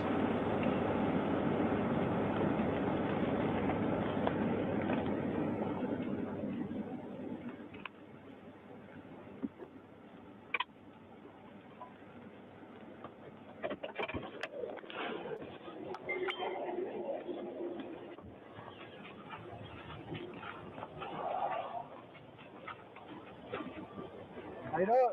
Good. I'm a power pro. Reason we stopped you kind of down there looking around. Where you from? I'm from Alaska.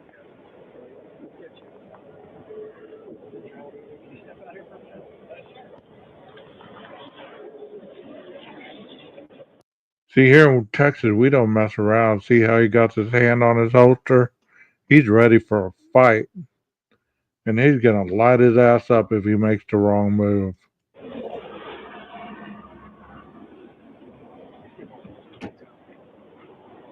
What you doing down this way? Visiting family, came down for a wedding. Oh, yeah. Where you headed? Back up to see my family. Where's that at? Up in Low. You lay that knife right there. Oh, sure. You got any other weapons on you? No. Well, actually, I do have a Weatherman in my back pocket. What is that? Like a little tool? Yeah. You light up right there? Sure. What are you doing now for the last? Like I say, we came down for my sister's wedding up in Wells. Well? Yes. Well, yeah. Don't all these guys have that authoritative kind of speech whenever they're caught? They try to give themselves that equal in stature, equal in ability. Like the way he's talking to the police officer, it's almost like he believes that he's equal in regard because he was in the military.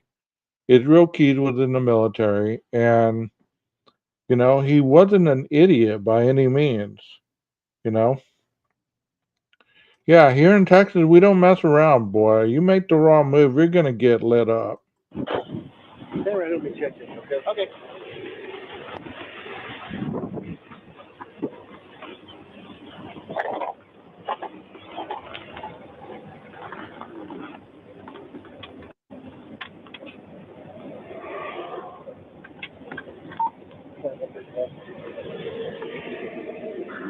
In 2450.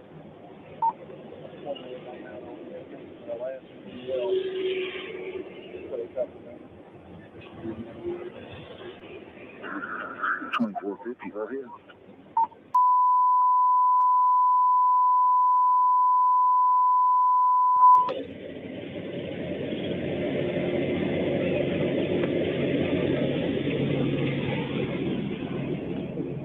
This dude's another tool also, because if you see the interview, if you see the interrogation, I didn't mean the interview, I meant the interrogation. He is playing games with those FBI agents like no other. Hey, listen to this. Hey, this guy. What's your location? 2450. Here at the route executive up before that. The Best Western and Cotton Fest right here on 59. Bye.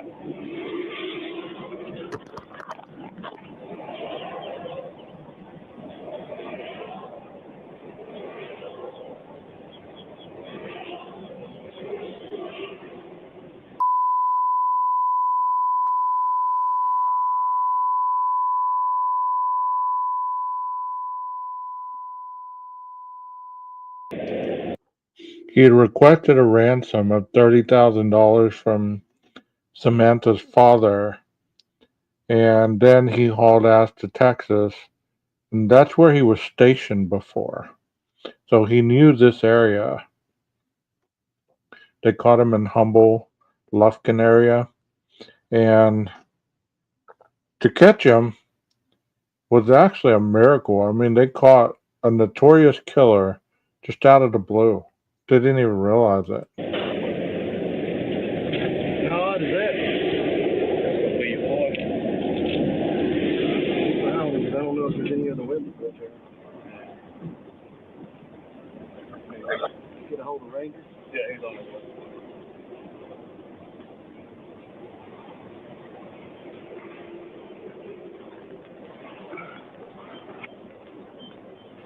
Is there a reason I would be pulled over? Well, I was going to tell you that, but we're investigating kidnapping. Okay. Kind of odd that you're from the last first.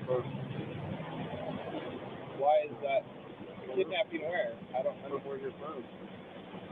State of Alaska. Okay. What else you got on you here? Well, my wallet. What's this over here? Keys. The officer's on his way here to do things out. Who's your sister? Autumn Rose Key.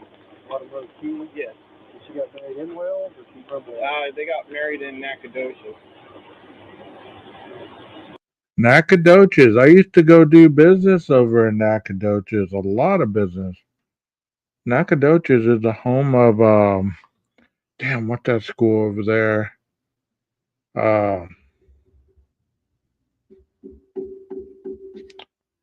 You know, the Bear, God, I can't think of that school. Sam Houston State University, I think. Is this your car or rental? It's a rental. You were talking to, do you have any Yeah, Stephen F. Austin. You sure are right. Thank you, Texas. other family down there staying with you? Yeah. Yeah, well, actually, I was mostly staying up in Wells, but just last night I stayed there with my brother. He was staying in that hotel for a couple days. So. Where's he from? He's from Maine, and my other brother from Maine was here too. He just took off this morning. So. Is she from where you are from, or she your sister? How'd she end up down here? That's another story. But they moved down here, I guess, about a year ago. They're with the church. So. All these guys are undercover officers. Okay. All right. Got you blocked in? Okay, I just want to make sure there's no problem. No, sir. I'll let you out in just a second. No problem.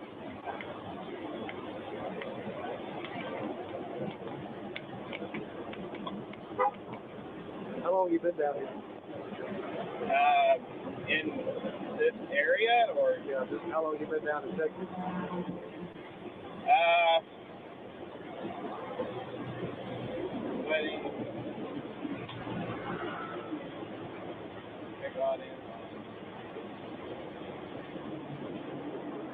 I got in late the night of the big rain, or thunderstorm. I think it was Thursday, maybe. I'm going to speed it up a little bit because he annoys me. He prolongs everything. He acts so slow, but he's really not. Hold on a second.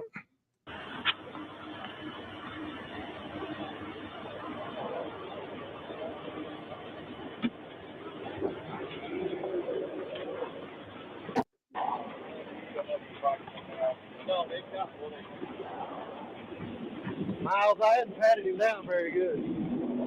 I ought to do. I can't record that, right? Come over here. Yeah, here's his flies into Vegas and ran through the car. Yeah, we're out with him at Cotton Patch on the traffic stop. We got the big cow with his. Yeah. All right, bud.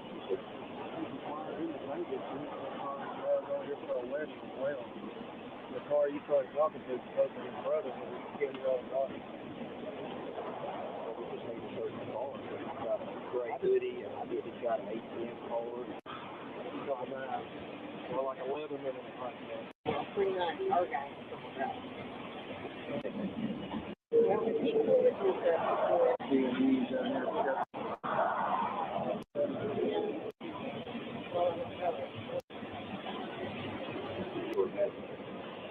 Let me make sure it's on, but I'm pretty sure. Yeah, it's all running.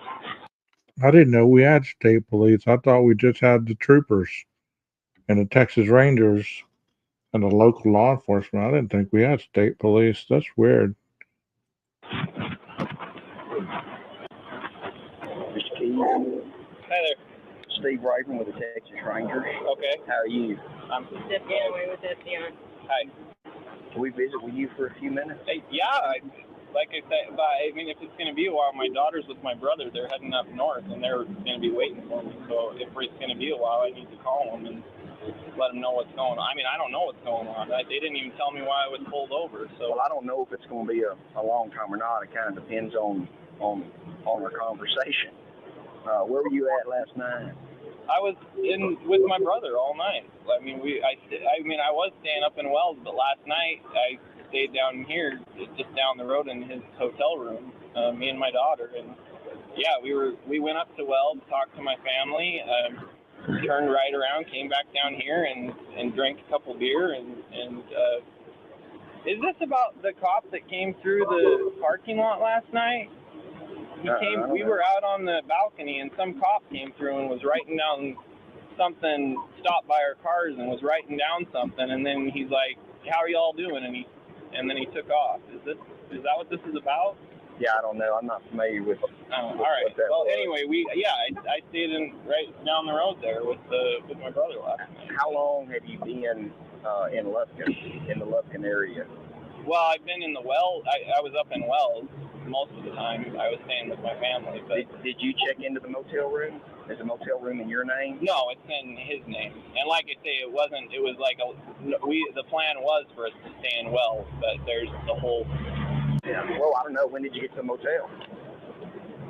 I've been in and out of the motel for 2 days because he's been staying there ever since he got here. So, I mean, we're brothers, and we've all been hanging out. Elijah, my other younger brother, he stayed here, and I was staying in Wells. So we would all, we'd meet in Wells, we'd meet in Nacogdoches. Since I flew into Vegas, no, I got it the day after. I got it on the 7th. So how long have you had on set since the 7th? On the 7th. Okay, do you have a rental contract I can look at? Yes. Do you have flight information with you too? Some kind of receipt that you flew into Vegas? I don't think I have my flight. I know I don't have my board. White tennis shoes underneath the seat. Among that. I didn't stay. I slept for an hour and a half.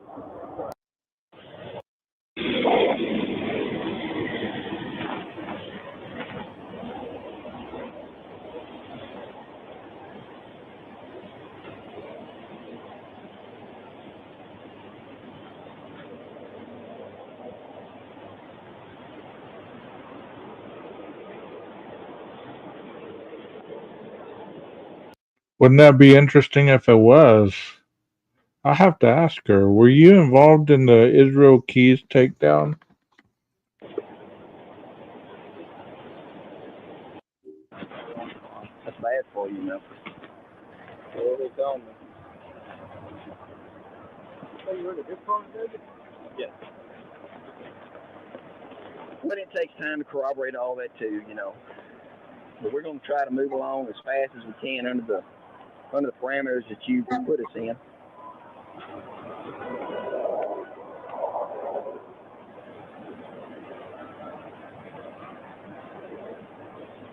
What do you do for a living? Well, I was a general contractor, but yeah, process. Well, yeah, I still do a lot of work. You're a contractor in Alaska? General contractor. Like, what do you do? Build houses or mostly remodel? Remodel.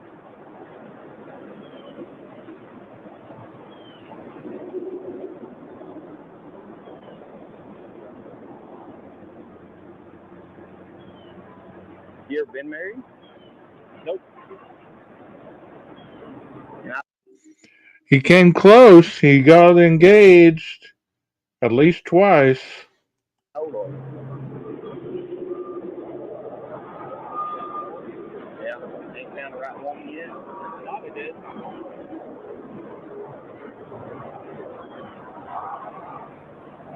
Yeah, I think she was in the Dallas-Fort Worth area. So your name, rental contract, and all that stuff?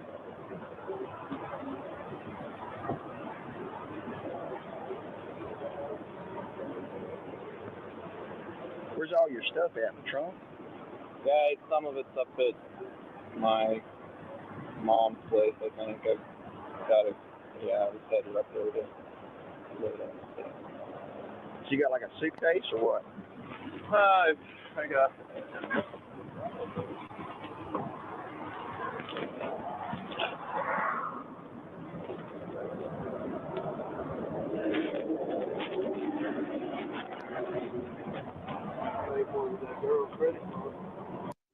Those state troopers are ready for him. At the place, I was like, why? Yeah, get the security guard for the hotel. I don't know.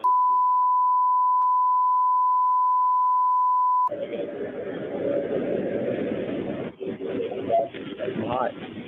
Somebody go. Let me get this. What about the thing? Well, did you say they left? Yeah, they left just before. Yeah, let's go put eyes on the room and secure it. Here comes the tow truck. They're about to impound that car. That's not a good sign, Israel. Might be a time to take off running. What about the cover kids and stuff? That'd be a good Did you see them come out of the particular room? I think they're right next door to each other. Did you see them come out of the room?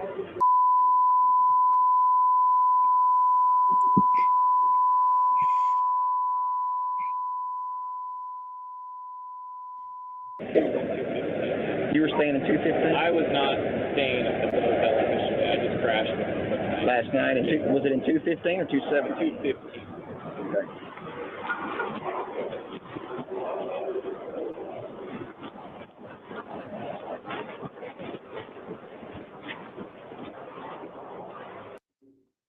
Or what they were wanting to do, but just tell Elijah, because I don't know if the phone works.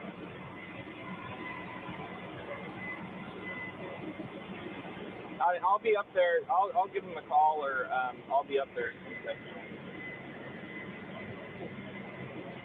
Well, yeah, I'm definitely gonna come by there. I still got stuff there, so. But I just wanted Elijah to know what was going on with the plane with him. So I'll be by there.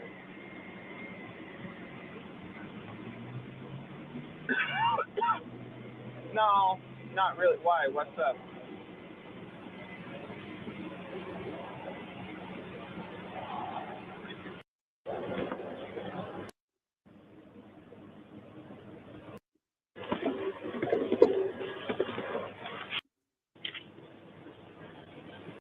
Up to about 100. I got one.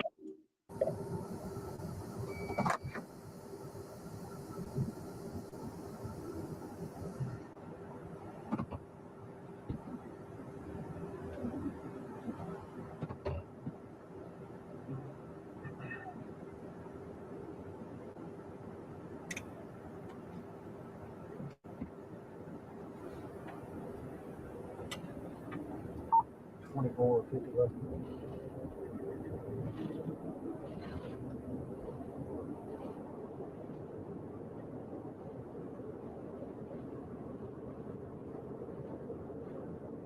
Left in 2450.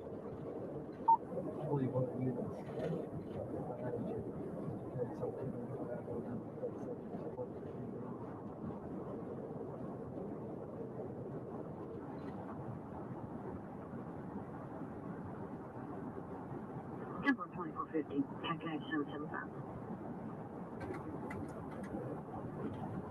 350 left, and I'll be with you. So that's Israel Keys right there. And they're taking him to the Lufkin County Jail. Let's see what he tells them right at the end.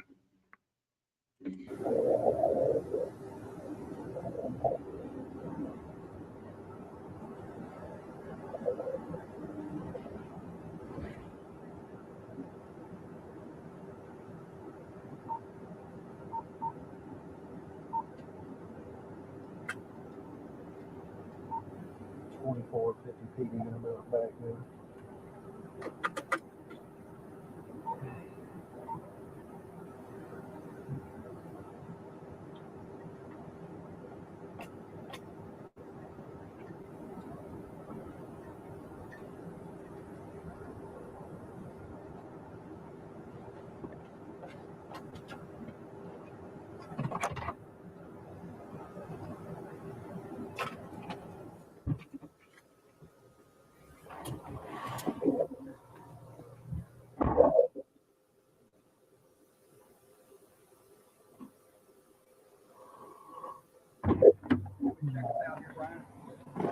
Yeah.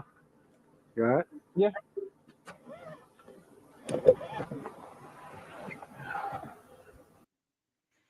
That's not Israel Keys. That's Brian Koberger. What was I thinking? I got that mistaken. My bad. That was Brian Koberger. See?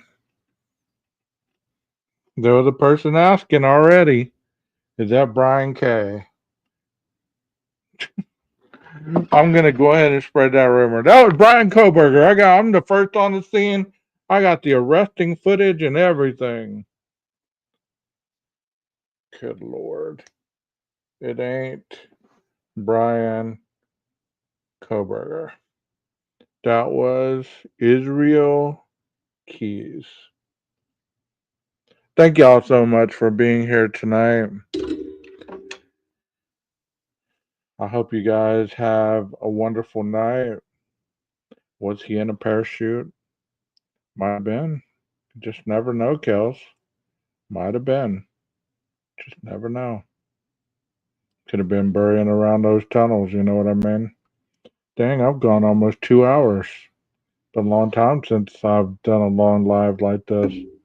Thank y'all for hanging in there. I hope you enjoyed the content. Be sure to hit the like, subscribe, and what's the other one? Like, subscribe, and share. And I will see y'all around.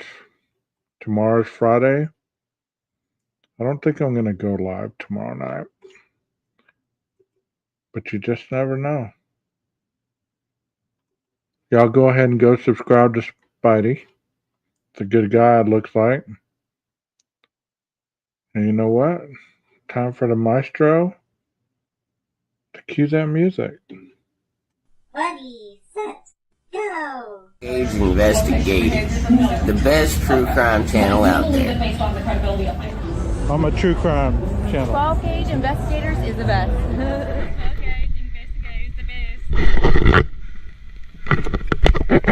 12 Gauge Investigators, he's the best.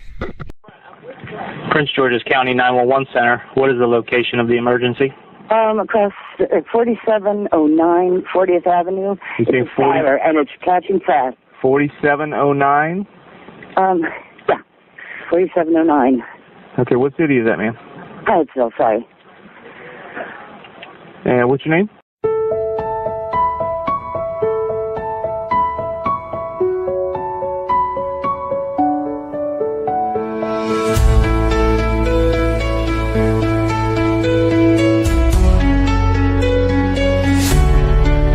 We take on the darkness, stare down deceit. Murder in the headlines, justice in the beat. From cold case whispers to killers in disguise, we rip off the mask, expose all the lies. Facts like bullets we load and deliver. Truth cuts deep like a blade in a river. Corruption shakes when the mic goes live. We dig where others won't survive. Keeps rolling through the smoke. Truth hits hard, no time for a joke. Deceit, murder, we name every name. No restraint, no shame, just flat. 12 Gauge Investigator is the best. When you're in Foley, come get your hair cut where 12 gets his at Nick's Barbershop. 12 Gauge is the best. We love you. 12 Gauge Investigative is the best.